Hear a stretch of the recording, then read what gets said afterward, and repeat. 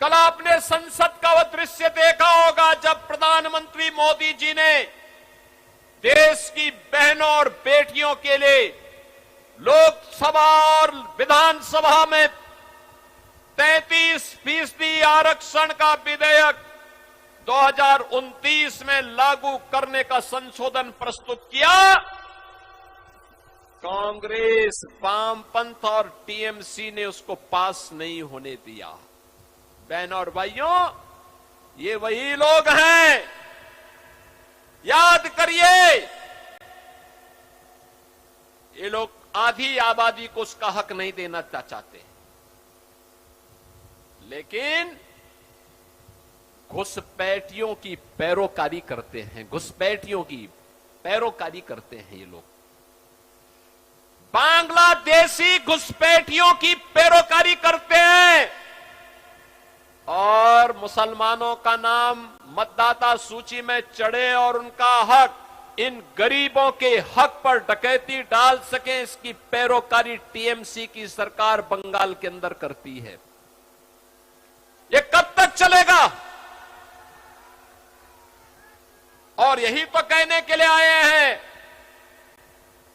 कल का नारी शक्ति वंदन अधिनियम में आवश्यक संशोधन आधी आबादी को मिलने वाले उसके अधिकार में जो कांग्रेस, टीएमसी, सपा, वामपंथी दलों ने जो कल विघ्न बाधा डाली है, उसको गिराने का प्रयास किया है, उसको पास नहीं होने दिया है। इन्होंने आधी आबादी का अपमान किया है, उनके हक पर डकैती डलवाने का काम किया है और देश की बहनें इसको स्वीकार नहीं कर सकती हैं, किसी भी स्थिति में स्वीकार नहीं कर सकती हैं।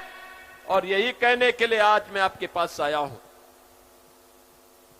मां, माटी और मानुष की बात टीएमसी कहती थी।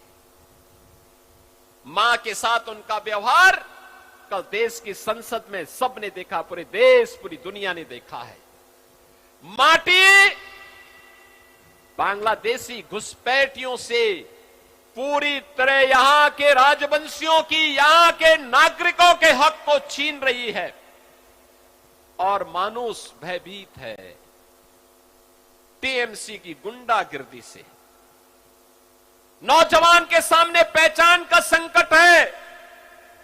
अन्नदाता किसान पूरी तरह पलायन करने के लिए मजबूर है, उसको उसकी उपज का दाम नहीं मिलता है।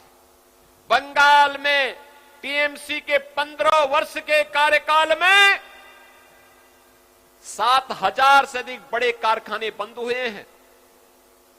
30 लाख नौजवान बेरोजगार हुए हैं।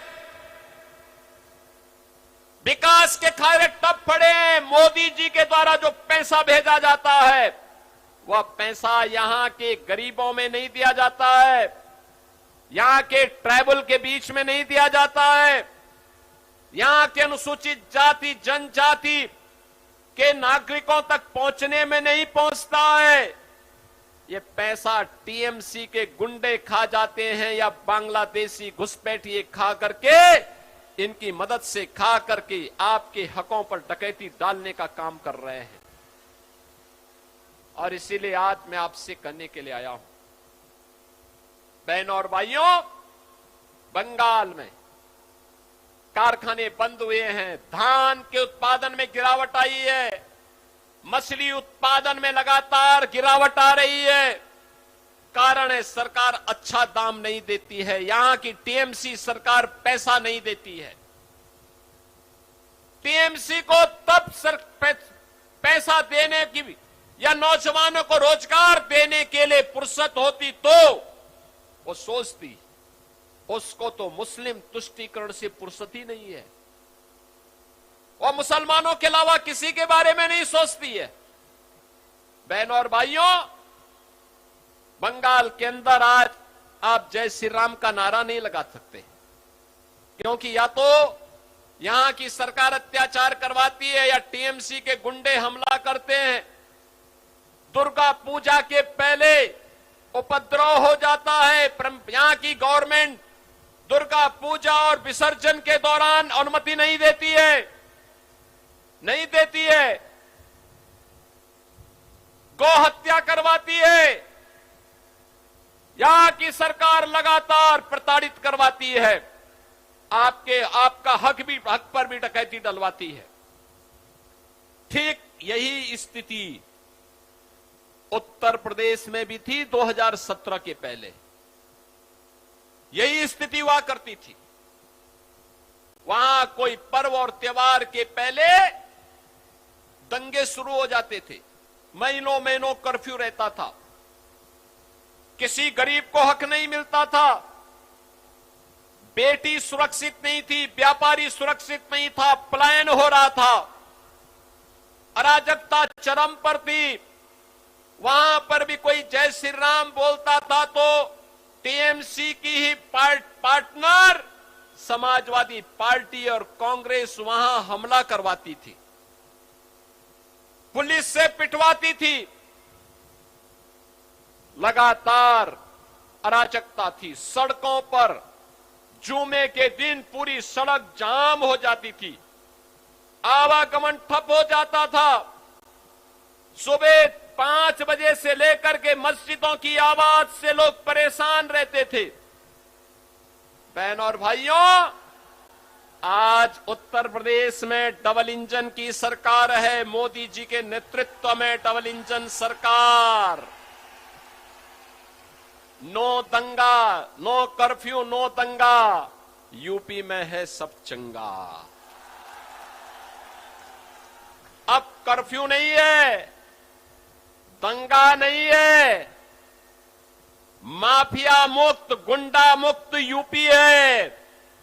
और कोई माफिया और कोई दंगाई कभी दिखता है तो यूपी का बुलडोजर उसकी हड्डी पसली को तोड़ करके एक्सप्रेस वे बना देता है, एक्सप्रेस वे प्रदेश बना देता है उसको। जितने माफिया हैं, इन माफिया की संपत्ति को हमने कब्जे में लेकर के वहां के गरीबों के आवास बना दिए हैं। वहां शुक्रवार के दिन किसी सड़क पर या किसी भी पर्व और त्योहार के दिन सड़क पे नमाज नहीं पढ़ी जाती है, नहीं पढ़ी जाती है। वहां मस्जिद से आवाज नहीं निकलती है, कोई अजान की आवाज नहीं। अजान की आवाज केवल मस्जिद के अंदर रहेगी, उसके बाहर नहीं। लव जिहाद और लैंड जिहाद प्रतिबंध है। और ये तभी हो सकता है जब डबल इंजन की बीजेपी की सरकार आएगी। बीजेपी की सरकार इस बात की गारंटी देने के लिए आपको आ रही है। और इसीलिए मैं बार बार कहता हूं, बंगाल के पास ये अंतिम अवसर है, बंगाल के पास अंतिम अवसर है। और इस घोष को सुनिश्चित करने के लिए कि गौ माता को कटने नहीं देंगे, हिंदुओं को बंटने नहीं देंगे। याद रखना, मां का सपना तब साकार होगा। हमें बंगाल की धरती को घुसपैठियों की धरती नहीं, मां काली, मां दुर्गा और मां सिद्धेश्वरी की धरती के रूप में यह स्थापित करना होगा। और इसके लिए डबल इंजन सरकार आपके पास है। डबल इंजन सरकार यह करके दिखाती है। हमने तो किया है यूपी में, आप देखो ना, 2017 के पहले राम भक्तों पर गोली चलती थी, डंडे चलते थे, और अब दुनिया का सबसे बड़ा राम मंदिर अयोध्या में बन करके तैयार हो गया है। क्या ये लोग रोक पाए? क्या कांग्रेस, क्या सपा, क्या टीएमसी, क्या डीएमके, क्या इन्होंने राम मंदिर बनने से रोक पाए? नहीं रोक पाए। और तो जब चलती है डबल इंजन की स्पीड, बुलेट की स्पीड चलती है, बुलेट की स्पीड, ये सब उसमें पंचर होते जाते हैं, ये लोग उसका मुकाबला नहीं कर सकते। आज आप देखते होंगे यूपी के अंदर जब कावड़ यात्रा निकलती है हर हर महादेव का करते हुए, एक एक कावड़ यात्रा में 4-4 करोड़ लोग होते हैं शामिल। 4 करोड़ लोग एक एक कावड़ यात्रा में, अनेक कावड़ यात्रा निकलती है। गाजियाबाद से लेकर के हरिद्वार के बीच, प्रयागराज से काशी के बीच, अयोध्या से गोरखपुर के बीच, बरेली के अंदर, और हर कावड़ यात्रा में शिव भक्तों की पूरी टोली करोड़ों की संख्या में निकलती है। 2017 के पहले नहीं निकलने देते थे ये सपा, कांग्रेस, टीएमसी नहीं निकलने देती थी। कहते थे कि धर्मनिरपेक्षता खतरे में पड़ जाएगी, दंगे हो जाएंगे। मैं जब 17 में आया था तब भी इन्होंने कहा था नहीं, उसको चलने देना चाहिए। मैंने कहा देखो दुर्गा पूजा भी होगी,